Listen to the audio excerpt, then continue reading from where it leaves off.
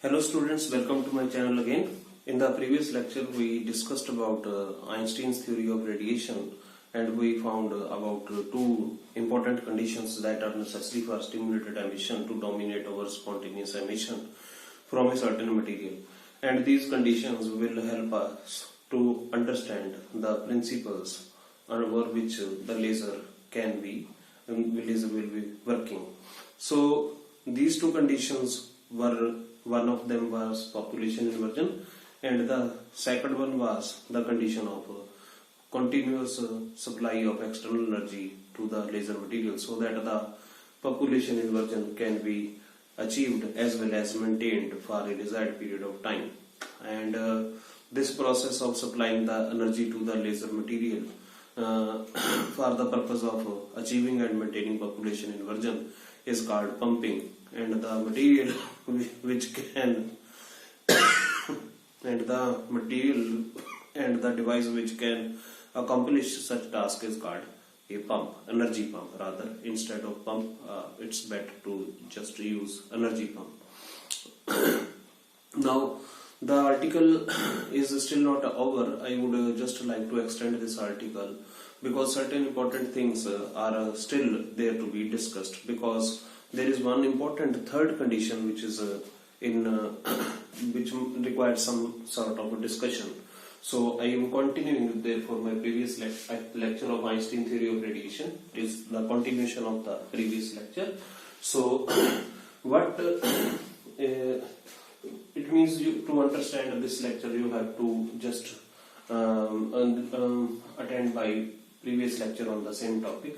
So I will give the description of the previous lecture in this in the description part of this video lecture. So what was important you to remember that we assumed that there are two energy levels: the lower energy level G, ground level, energy level E, exciter level. Its energy was E2 and its energy was E1. And the amount of energy of the photon with that was emitted in the stimulated emission was E2 minus E1, because the photon emitted due to de-excitation from the level E to the level G. So this was the de-excitation process which we require. It is stimulated. This is the de-excitation process which is not desired. This is an undesired process. It is a spontaneous emission, and this is absorption process. Okay, so what is important to understand, that there is a third condition, and that condition is the condition of a metastable state.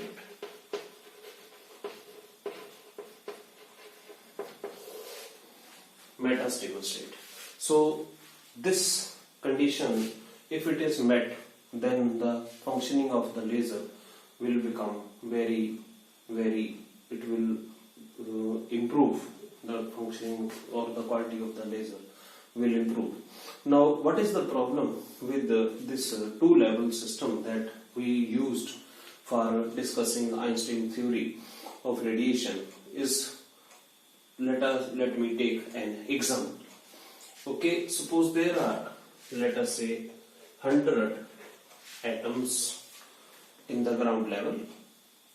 Initially there are total number of atoms in the material that are 100, and we know that, so initially N1 was 100 and N2 is 0. I assume that the material has a unit volume, therefore N1 and N2 will be just satisfied in terms of their units also. So initially N1 was 100 and N2 was 0. Now we know that for stimulated emission or ST to dominate over rate of absorption, we need N2 much greater than N1. Now if we just stick to this condition, we can see that as soon as we will supply external energy, now since we know external energy is necessary for laser action to work, so therefore this beam can be called as pumping process, and any device which is producing this beam we can call that to be pump. At the start of this article in my previous lecture I did not touch this part because I assumed that student or any viewer who is attending that lecture did not have the knowledge of pumping. Now since we have the knowledge of pumping, so we can very easily say that this is the pumping mechanism which is resulting in this process. Okay, now what will happen when we will start the pump? The pumping process will start, and population inversion cannot start till N1 and N1 becomes 50. If I take this example, at least half of the atoms must go to the excited state, and when atoms will go more than excited state, only then population inversion will be achieved. So till N1 reduces to 50, there will be pump which will be on, there will be absorption by the material, but the stimulated emission will not dominate over spontaneous emission, and we will say that lasing action has not started. Now, I have already told you that we can use laser as a word, and lasing now represents a process. So lasing action means whenever a material is dominantly emitting the stimulated emission as compared to spontaneous emission, such an action is called lasing action. So up to 50% of the material, when if more than 50% of the atoms or ions in the material are not excited to the level E, the lasing action cannot start principally. So it means the laser action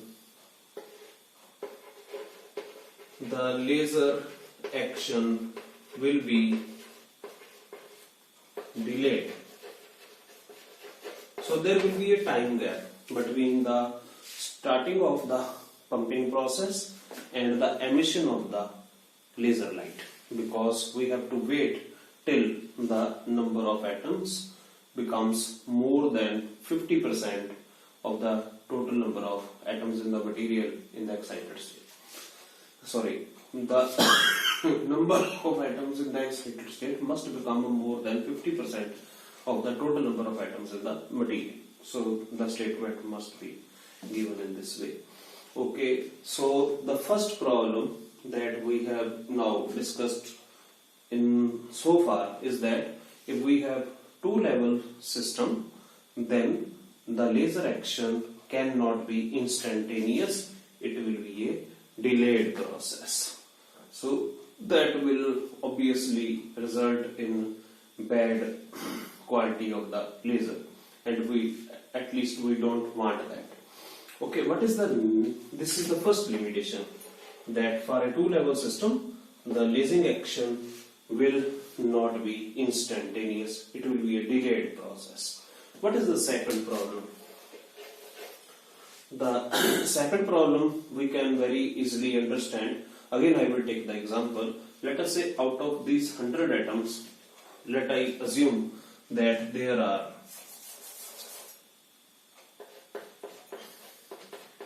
80 atoms in the excited state. I have assumed that the material has unit volume, so therefore N2 and N1 will become total number of atoms. So since the volume of the material is assumed to be unity, and obviously therefore N1 will be 20. Obviously N2 is much greater than N1 and population inversion is existing, and we can expect stimulated emission to dominate over spontaneous emission. In fact, for such a condition we will say that lasing action has started, or the material is lasing. It is giving coherent monochromatic and directional light. So the lasing has started.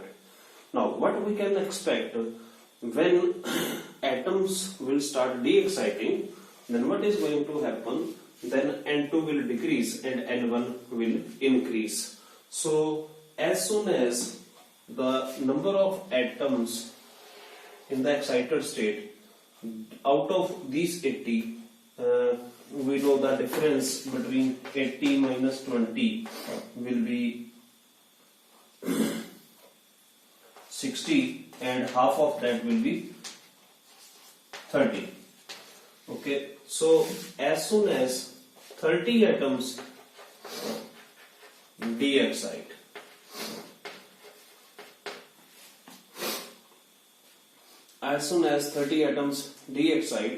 then what will happen? Then N1 and N2 will again become equal each other, and values of both of them will be 50-50 each.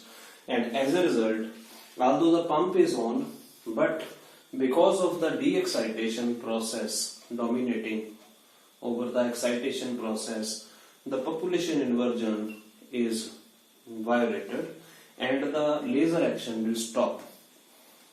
Although there are still 50 atoms in the excited state, but we will not expect that these remaining 50 atoms will give stimulated emission, because N1 and N2 become equal, so that will result in obviously more toward thermal equilibrium stage, and as a result spontaneous emission will start dominating and laser action will stop. So therefore the intensity of the light, since intensity is proportional to number of photons emitted, intensity is proportional to number of photons emitted per second per unit volume of the sample. So although there were 80 atoms in the excited state, and if I assume each atom during de-excitation gives rise to one photon, then principally we could have assumed that we can get 80 photons. However, it is not happening. We are getting only 30 photons, and therefore the intensity of the light, since the number of photons emitted are small, therefore intensity of the light will be very small.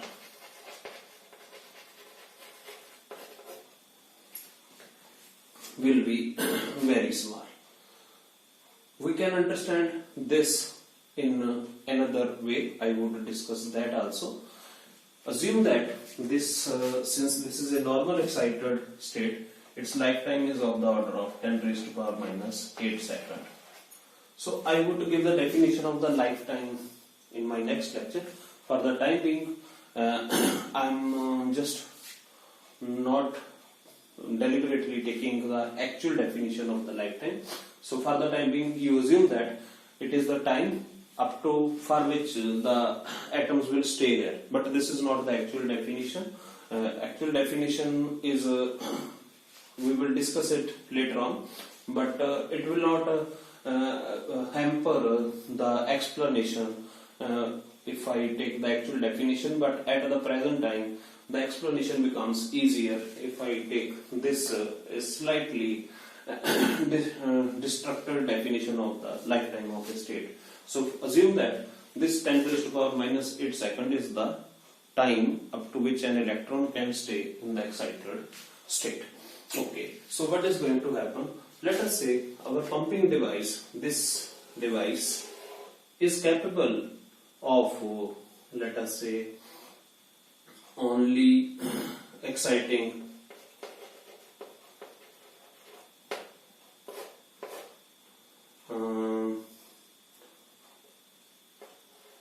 60 atoms in 10 raised to power minus 8 second.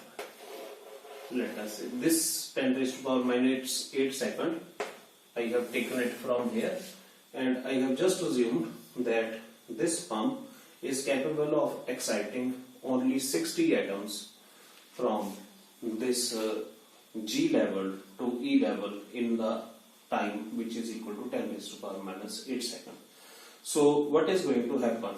When it will bring 60 atoms from here to here, and it will come back, then one cycle has elapsed, and the time, I have assumed the cycle time of the pump to be 10 raised to power minus 8 seconds.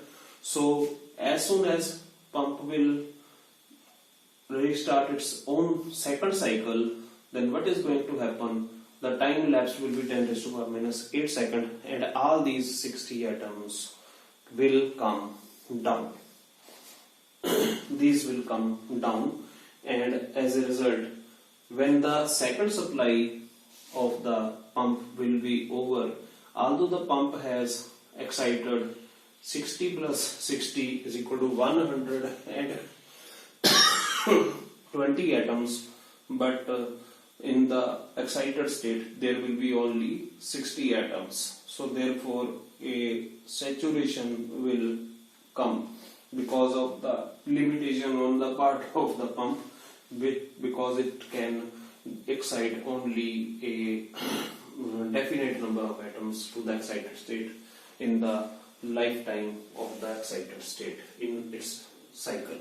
So therefore we can again understand that because of the two-level system, the number of atoms in the excited state cannot increase beyond a specific value, and since the rate of stimulated emission, or ST, is proportional to N2, and N2 is not going to increase beyond a specific value, therefore you cannot expect more intensity of the light coming out from a laser in which only two-level system is applicable. So these are the problems of a two-level lasing system, and in order to there is another problem with this two-level system. What is that? I again assume that there are total atoms in the material. Let us say these are 100, and out of these 100, let us say there are again I take this example, let us say 80 atoms are in the excited state and 20 atoms are in the ground state. One thing that we must remember, that these 80 atoms do not go to the excited state at one time. This is the first thing we must remember. Second, because I have already told you that the definition of the lifetime that I took for explaining the second part is not correct, but just please bear with me for that. Please remember, this is the maximum time up to which electron can stay there, and certain electrons can leave this state even before this time. Well, this will be clear when only we just understand what is the actual definition of the lifetime of a state. Just bear with me and kindly remember that an electron can stay here up to this time. This is the maximum time, but certain electrons can also leave this state before this time, but not even a single electron can stay here for a time greater than this. I am repeating it. Not even a single electron can stay here for a time greater than this, and certain electrons can leave this state before this much time. So out of these 80 atoms, all these 80 atoms are not going to de-excite at the same time, that is 10 raised to power minus 8 seconds.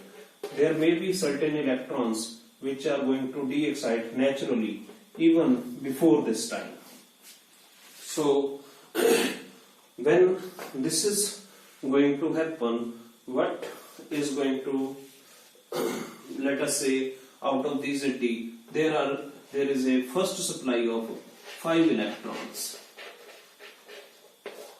Let us say 5 electrons leave this excited state before 10 raised to power minus 8 seconds, and what will happen when these 5 electrons will de-excite? Each electron while de-exciting will produce a photon whose energy will be E2 minus E1, and this photon will be just traveling within the medium.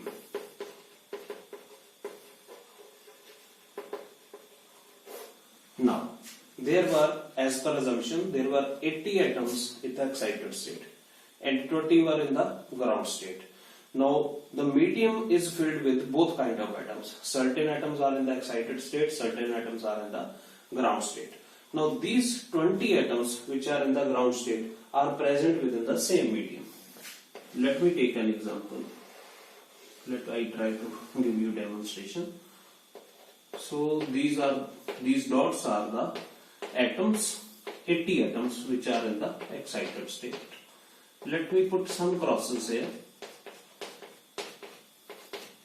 These crosses represent those atoms which are in the ground state.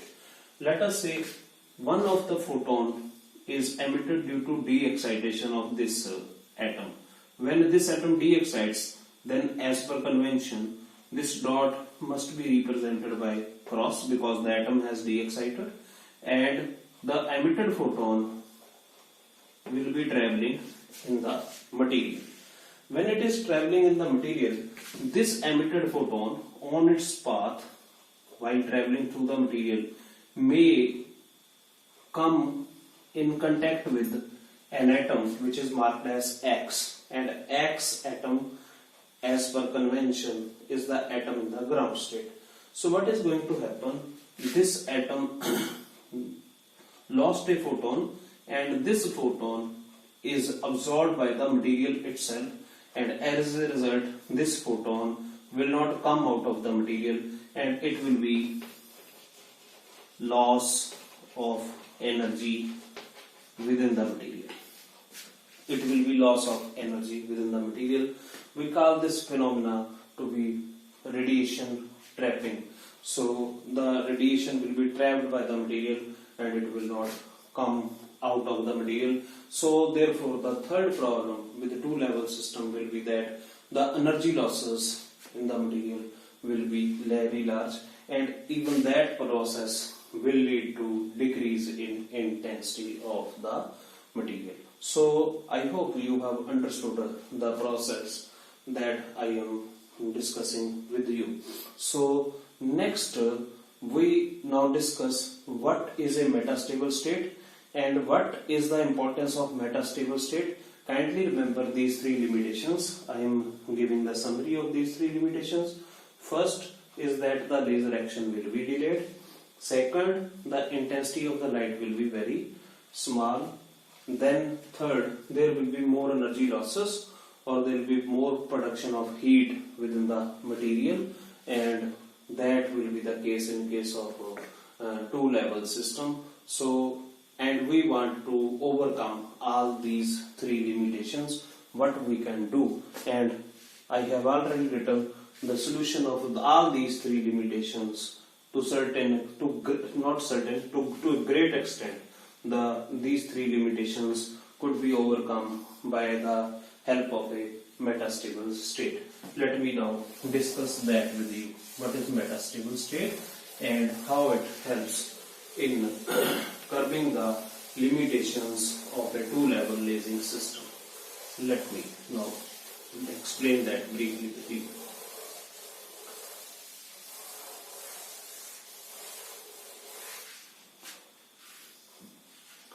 Okay, suppose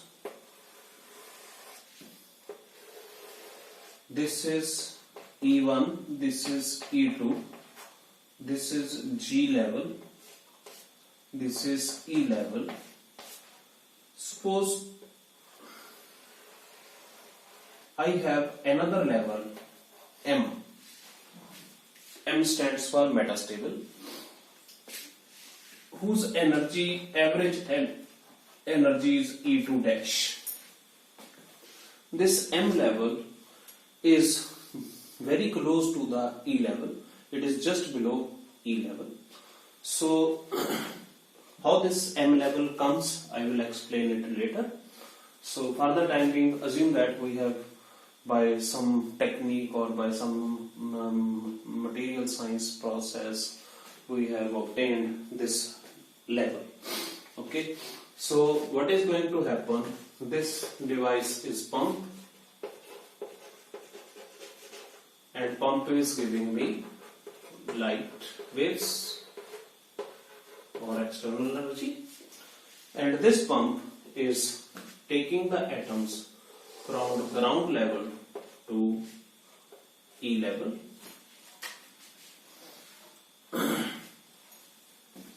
Now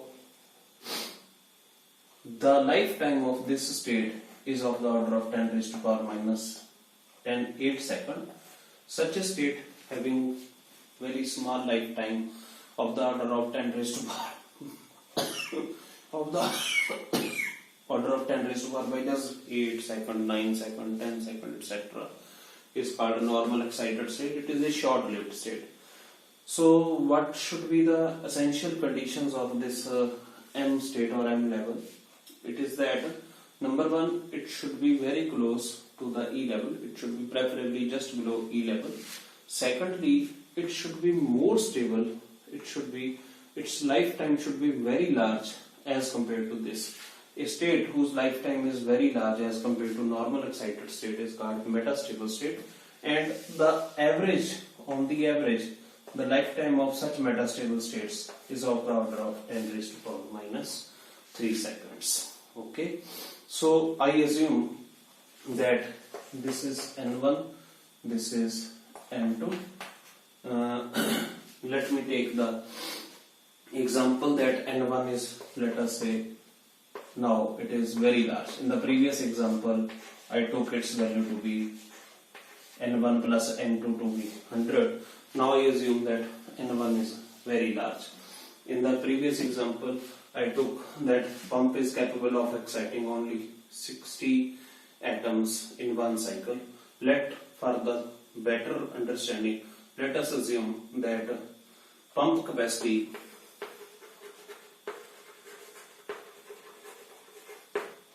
is 100 excitations in 10 raised to power minus 8 second. So I have just assumed that this pump is, although it is on continuously and it is providing energy continuously, but for the sake of better understanding, I assume that this pump is working in a cyclic fashion, and its cycle time or time period is the same as the time of this excited state, and that is 10 raised to power minus 8 second.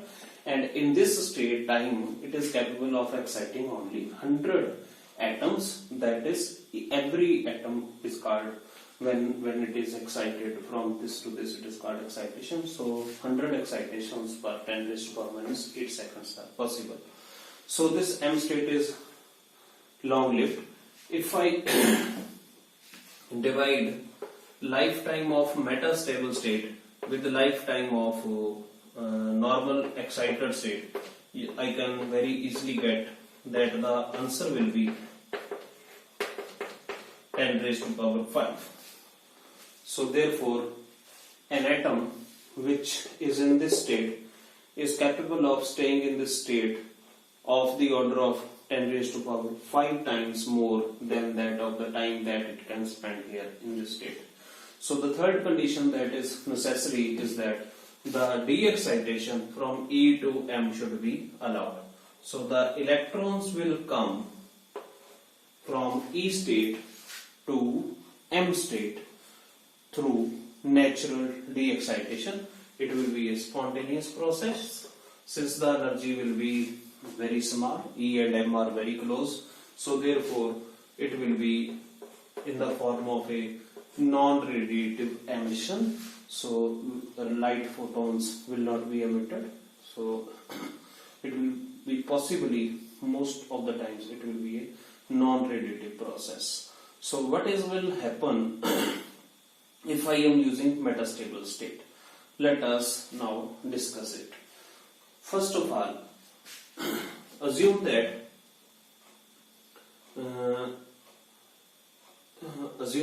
there are let us say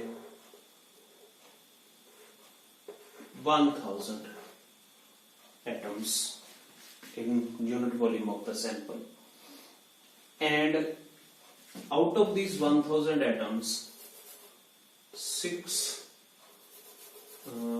let us say I assume that there are only 400 atoms in the G level.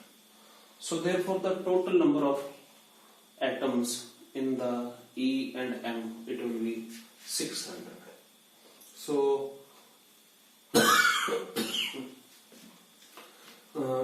rather I will take separate example. I am not going to discuss in this fashion. Assume this, I will stick to this example. Let n1 is very large. I am not going to give any particular answer for the time being. If need be, I will stick to that also. So let us say in the first cycle the pump is now taking 100 atoms from here to here, and as soon as the pump will come back here to take the new supply of atoms, what is going to happen? Since the lifetime of the pump is 10 raised to power minus 8 seconds, so at the start of the second cycle, the time elapsed will be 10 raised to power minus 8 seconds, and all these 100 atoms would have accumulated here because the re-excitation from here to here is allowed. So therefore the total number of atoms in this will be 0. But when the pump will take new supply of 100 atoms from G to E, so the total number of atoms now supplied by the pump in 2 cycles is 200, out of which 100 are here and 100 are here.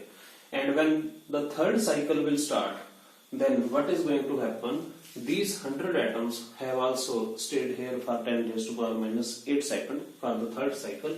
As a result, these will again decay here, and the total number of atoms here will be 200. Here the total number of atoms will be 0. When the third cycle will take atoms here, the total number of atoms excited by the pump will be 300, out of which 200 will be here and 100 will be here, and the process will continue. Now these 200 atoms, most of them will not have decayed to G. Why? Because the lifetime of this state is very high. Up to how much time these atoms can stay, we can very easily see that the lifetime 10 raised to power minus 3 seconds is approximately 10 raised to power 5 times stronger than that of the lifetime of the upper state. Since I have taken the cycle time of the pump to be exactly equal to 10 raised to power minus 8 seconds, it means this pump, when it repeat 10 raised to power 5 cycles, when this pump will repeat 10 raised to power 5 cycles, then what will happen? Then the time elapsed, because each cycle is of 10 raised to power minus, so total time will be equal to 10 raised to power 5 cycles into time of one cycle,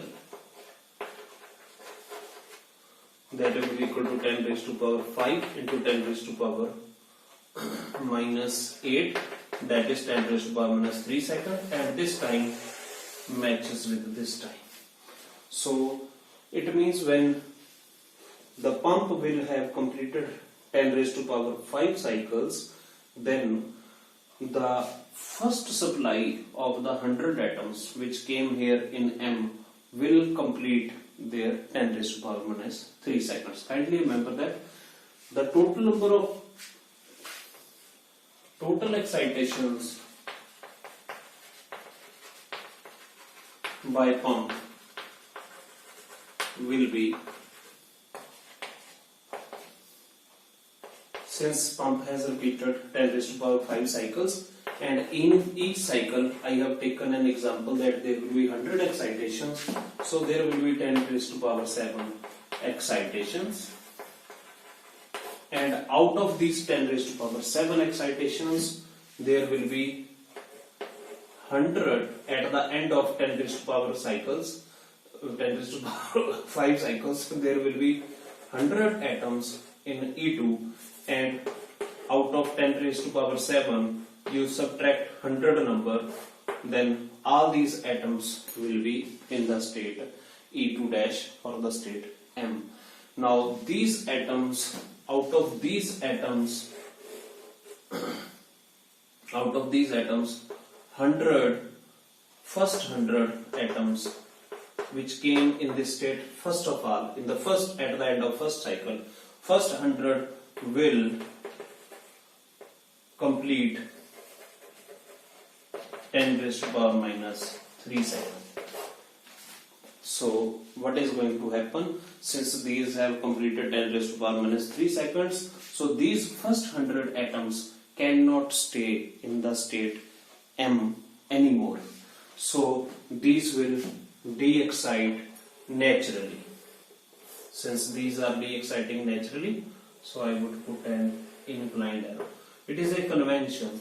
Any process which is in a spontaneous or random manner is represented by an inclined arrow, and a process which is taking place in a stimulated fashion, means which requires external energy to take place, is represented by a vertical arrow. For example, absorption of light, I have shown it by a vertical arrow because it is an externally aided process. Electrons cannot go from ground level to excited level automatically. We need external energy, that I have already shown.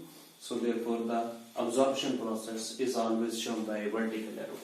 By de-excitation process, because during de-excitation we can have spontaneous as well as stimulated process. So during de-excitation the arrow can be vertical or inclined. Since these first 100 electrons have come down after spending their full lifetime in the state M, therefore all these 100 electrons will produce 100 photons, and these photons will be randomly directed, and such a process of emission of the photons would be called as a spontaneous emission. I would write here SP here. So these spontaneously emitted photons will be traveling through the material in different directions, and all these spontaneously emitted photons, so let us say one photon is emitted in this direction, other in this direction, other in this direction, other in this direction. So these photons which are emitted automatically from M to G level after completing their lifetime, such photons are called seed photons. Seed photons are in themselves, these are random, but they will start a desired process from us, that is called stimulated emission. Now in the material we have three kind of atoms. One are in the ground, which we represented by crosses, and I will stick to that convention. Another are in the excited, which we represented by dots, and I will stick that. And third are the atoms in the state M, which we stick. I will take just a new symbol. Let us say these holes, circles, and rings. These are the atoms which are in the state M. Now please remember that the atoms in the G level will be less because pump is on and pump is not allowing the atoms to stay in the G level. So it is taking the atoms from G and just bringing it to the E. So the number of atoms in this material for G level will be less, means you can say the cross count should be less. Similarly, the number of atoms in E level will also be less. Why? Because it is a short-lived state. Since the atoms in this state are represented by dots, so the number of dots in this material will also be less, because dots represent short-lived state, atoms excited to short-lived states, and these will be excited spontaneously through a non-radiative process, and their number will be also less. And the maximum number of atoms in the sample will be obviously the atoms represented by these circles. So because this is a long-lived state. So out of these, let 100 seed photons, let me discuss with you the fate of one seed photon.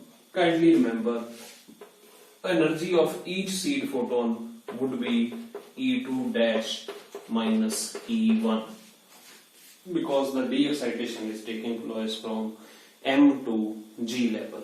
So the energy of the emitted seed photon will be E2 dash minus E1. Now this seed photon, out of these 100, I am just discussing one of the seed photon. Let us say it is one of the seed photon. As in previous case, this seed photon will have to travel through the material before coming out of the laser. So as it is traveling in the material, it has maximum chances of colliding with an atom which is still in the state M. Why? Because these atoms are those for which the time elapsed is still less than 10 raised to power minus 3 seconds. It means actually they can manage to stay there for a bit more time. However, as soon as this photon, which is emitted spontaneously, this is a seed photon, it strikes with this atom which is in the state M, and which actually, if allowed at its own, is not going to de-excite, but because of the collision of the photon coming from behind, this atom de-excites. Therefore, number of photons in the material will become 2.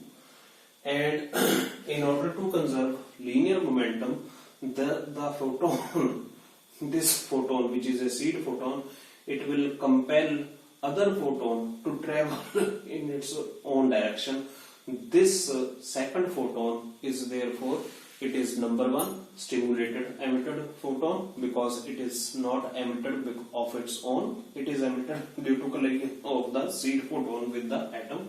Number 2, it will travel in the direction of the seed photon because of the conservation of the linear momentum. So kindly remember that why stimulated photons travel in the same direction. It is because of the law of conservation of linear momentum. So now these two photons are traveling in the material. What will happen when these will collide with the similar kind of atoms represented by circles? Kindly remember, the chances of these photons striking with atoms represented by circles are maximum, because maximum number of atoms in the material are in the state M. So as a result, the one seed photon in itself was a spontaneous seed photon, and it initiates a stimulated emission from M to G, and as a result the number of atoms grows up. So therefore the process will be many times more as compared to that of a two-level system. In case of two-level system, let us say in case of two-level system, let us say the intensity of the light was only, let us say, I0. Now, what will be the intensity of light in case of a three-level system where we have at least one metastable state? We can see it will be multiplied by this number. So, intensity of a three-level system will be equal to time of metastable upon time of normal excited state multiplied by the intensity of two-level system. I would represent this by I2. So in our example, this factor is 10 raised to power 5 times. So therefore, the intensity of the laser light with the help of a metastable state will increase 10 raised to power 5 times. So this is the importance of metastable state. So it has increased the intensity of light from a laser system very to a very large extent. This was the limitation in case of a two-level system. Now next was the limitation of radiation trapping. Now since radiation trapping was because of the fact that the atoms in the ground level were absorbing the photons emitted from E2 to E1. Now since there is another state which is present between G and E, that state is M, and the M state is not allowing the downward process from E2 to E1 to take place. Kindly remember the relation that we derived in the previous lecture, that was B12 is equal to B21. That this tells that the probability of absorption from 1 to 2 and probability of emission from 2 to 1, if both are equal, it means a photon which is emitted from E2 to E1, instead of being emitted from the material, it can be reused in excitation from E1 to E2, that will lead to radiation trapping. Such a process is broken here. Why? Because of the presence of the state M. The transition from E2 to E2 dash and E2 dash to E1 are taking place with more probability as compared to the transition from E2 to E1. So since this transition is not taking place, so unless this photon is emitted, the same photon cannot be used for taking the atom from G level to E2.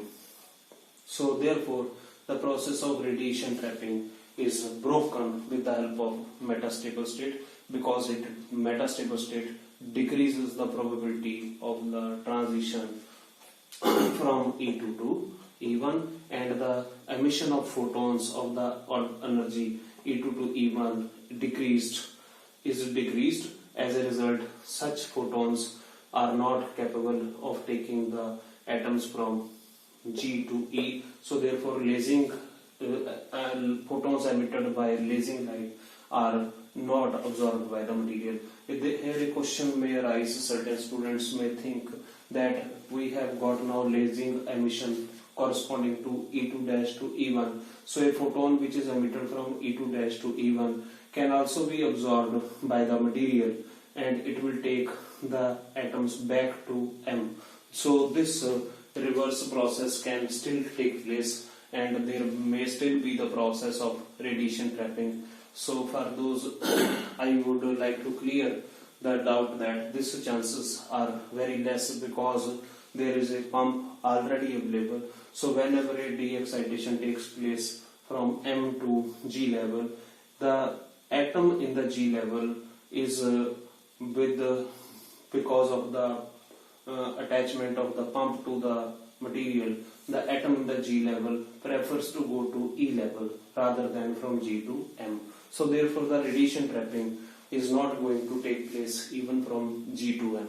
So this is the importance of metastable state. So kindly remember, out of the three limitations, two limitations have been resolved by the metastable state. One, the intensity of the light has been improved many times, and the second is that it has helped in curbing the limitation of radiation trapping from the laser material. However, the process of delayed functioning of the laser is still not improved. This limitation will still be there, and in case of a three-level system, you will not get lasing emission as soon as the pump is switched on. We have to still wait till the population inversion is established. So the first limitation that I discussed is not going to be resolved with the help of one metastable state. How we resolve it? It is a question that I will discuss in my later lectures when I will discuss with you the 4-level lasing system. So next I would just take an example of metastable state. How metastable state is to be understood.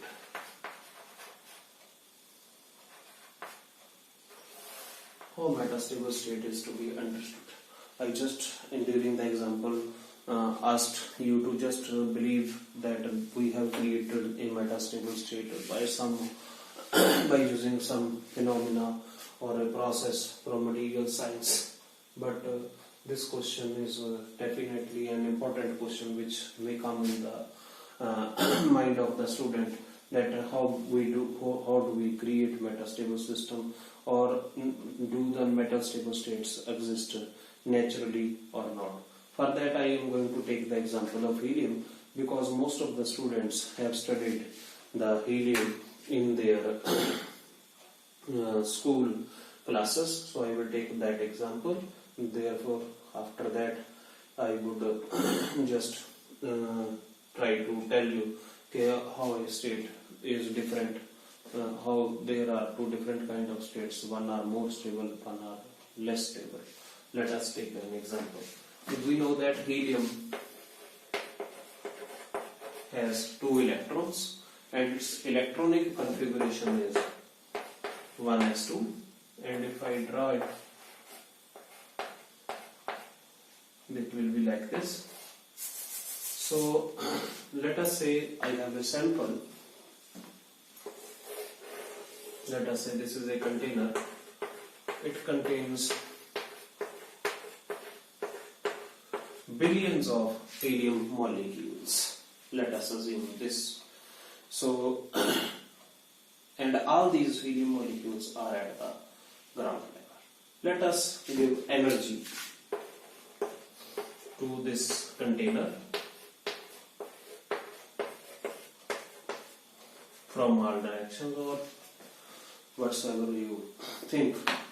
The only purpose here is to tell you that energy is given by some manner to this container.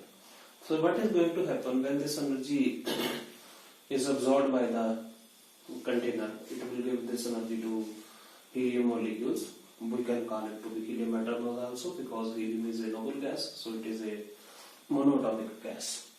So what is going to happen?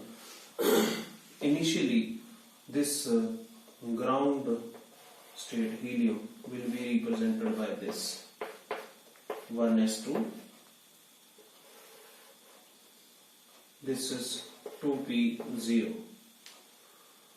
and all other states 2s0 and 2p0 and so on.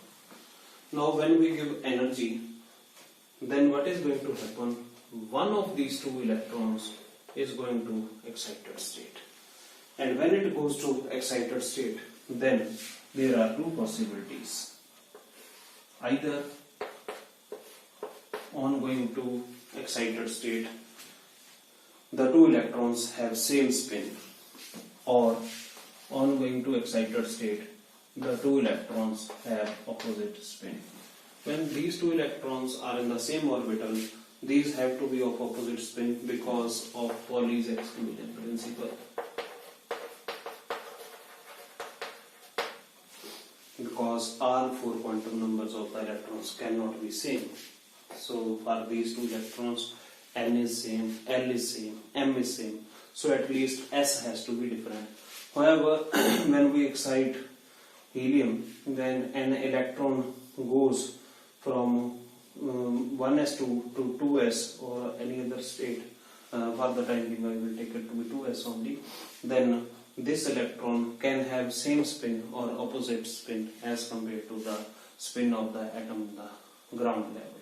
Now what will be the total spin of this? Total spin of this will be equal to half, and minus half, it will be 0. What will be total spin of this? It will be half plus half, it will be 1. What will be the total spin of this? It will be again half minus half, that will be equal to 0. So the total spin of the ground level helium will be always 0, but the total spin of excited level helium may be 0 and may be 1. Now we define the multiplicity, that is equal to 3s plus 1. Therefore it will be for 0 it will be 1, and when S is 1,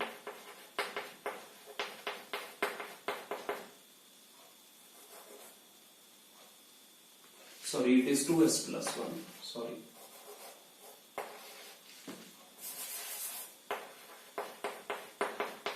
It will be 3. So multiplicity when it is 1, such a state is called singlet, and whenever multiplicity is 3, such a state is called triplet. Now you see that ground state helium always has spin 0, so therefore all atoms when these are in the ground level, these will be singlets. However, when we excite, then due to excitation, then in this sample, all atoms will not be singlets. Some atoms will be singlets and some atoms will be in the triplet state. Now there is a convention in quantum chemistry that if you have two states which are identical in all respects, I am taking this example, let me delete this 2p. So in case of ground state helium, you have 1s2 and 2s0, but in case of excited helium, you can have 1s1, 2s1. This is also 1s1, 2s1. So both of these states are identical in all respects. However, this helium has multiplicity 3, it is a triplet. This helium has multiplicity 1, it is a singlet. So there is a rule in quantum chemistry that if two states of same atom are identical in all respects, but their multiplicity is different, then the state of higher multiplicity has lower energy. So kindly remember this. I am going to repeat this statement. So if two states for a given atom have all other parameters identical, but their multiplicity is different, then the state of higher multiplicity has lower energy. So it means if this is the energy of 1s2, then this is the energy of 2s, and this is the energy of 2s. This is 1s2, this is 2s1, this is 1s2, this is 2s, sorry, 1s1, 2s1, 1s1, 2s1. This is singlet, this is triplet. Kindly remember, I have shown this state to be smaller in energy. Now, what is going to happen when we give energy? You know that every system wants more stability. Since in case of triplet, the energy of the 2s1 is smaller as compared to the counterpart in singlet. So when we excite this container containing helium atoms or molecules, then most of the atoms or molecules in this sample will go to triplet state. Most of the helium atoms will be in the triplet state, because triplet state, in case of triple state, 2s is of lower energy as compared to 2s of the singlet state. So then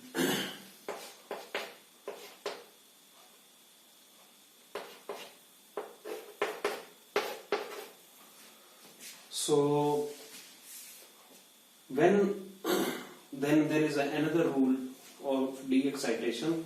The transition from singlet to singlet are allowed. Means the transition probability of such states, such de-excitation is very high, while the transitions from singlet to triplet or triplet to singlet are forbidden. Forbidden means their transition probability or transition rate is very, very, very small. So why? Because when the electron is going to de-excite from 2s1 to 1s1, then it has to wait. This electron can come instantaneously here. Why? Because its spin is opposite to that of spin. There is no need of a flipping of the spin. However, when this electron just has to de-excite to this state, 1s state, then these two electrons, because these are of same spin, these cannot accommodate in the same level because of Pauli's exclusion principle. Right now Pauli's exclusion principle is not being violated, but as soon as the electron will come here, the Pauli's exclusion principle will get violated. So in order that that principle is not get violated, this electron which is de-exciting from this 2s1 to 1s, its spin must flip, and that takes huge time. As a result of this, this electron stays here for more time as compared to the electron in this state. So kindly remember, therefore, as such, now we understand that this 2s1 state of singlet is a normal excited state because the de-excitation is favorable because there is no need of flipping of the spin, and the transition from this to this state is a metastable. This state 2s1 can be called as metastable state in case of triplet helium.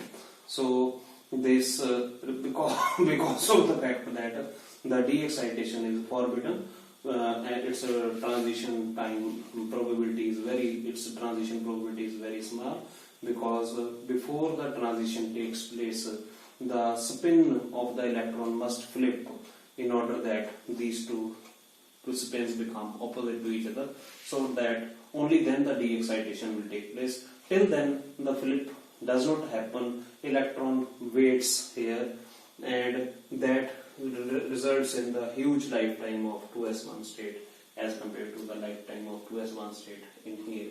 So I think you might have got the idea what is the difference between metastable state and normal state. In case of helium I have given the demonstration. So for this completes my Einstein's theory of radiations discussion part totally. I hope you would just understand the things that I have discussed with you in this lecture. So in the next lecture I will discuss various types of the lasers and other important concepts related with the principles of laser. Till then, it's goodbye from me. Thank you. Thanks a lot.